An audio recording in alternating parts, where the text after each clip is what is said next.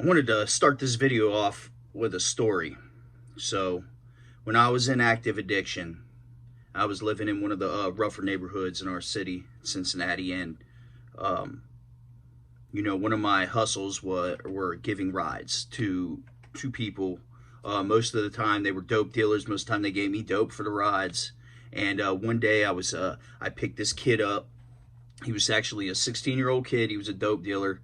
I used to drive him around, and I pick him up, and we're driving down the road, and he's just so angry. And I took a wrong turn, and he took his gun out, and he put it to my head. Then he put it to my knee. Then he made me drive behind an abandoned building, and put the gun back to my head, and asked me to give him one good reason why he shouldn't kill me. And I couldn't think of one at the time. I could not think of one good reason why this kid shouldn't blow my head off, except that I didn't want to die.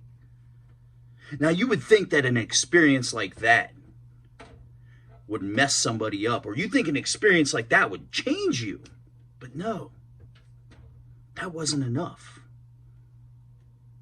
My addiction had totally consumed me and ran my life. And even though my life was threatened multiple times, it was never enough. And I know sometimes we ask ourselves or our loved ones, when is enough enough? And sometimes enough never happens. You know, I've been seeing more and more rest in peace statuses on Facebook. And it breaks my heart. And I don't even know how to react. And I see the way people look at me when they see those, wondering if I'm next. God willing, I won't be. If I stay this path, I will not be. And my message to you today is that doesn't have to be your story. Your story does not end there. My hope does not live behind that abandoned building with a gun to my head. My hope does not live in that trap house or that car of me running dope. My hope does not live there. My hope lives here. My hope lives with my family. My hope lives with making a difference in this world. Where does your hope lie? What gives you hope? Because if you cannot find a reason, then you're not looking hard enough. You need to dig deep, because your life is on the line today. This is not a game. This is truth.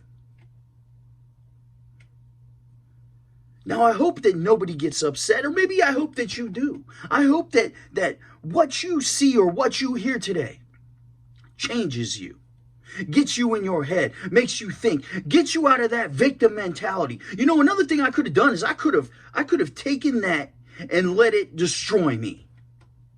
Right? I'm the victim. I've been the victim of some awful things in my life. I have. But my hope does not live in there. My hope does not live in that mentality.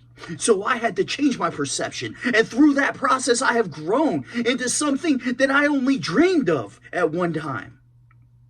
I have become something that not only am I proud of, but others around me are also. And for that, I am grateful. And my hope does not live down there anymore.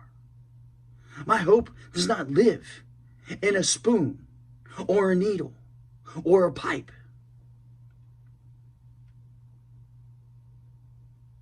Where does your hope lie? And those experiences have value. That experience taught me a lot. I have grown from that. So remember to grow from your experiences. And do not stay in that mentality. Do not live in that gutter, because your hope does not live there. Find where it lies.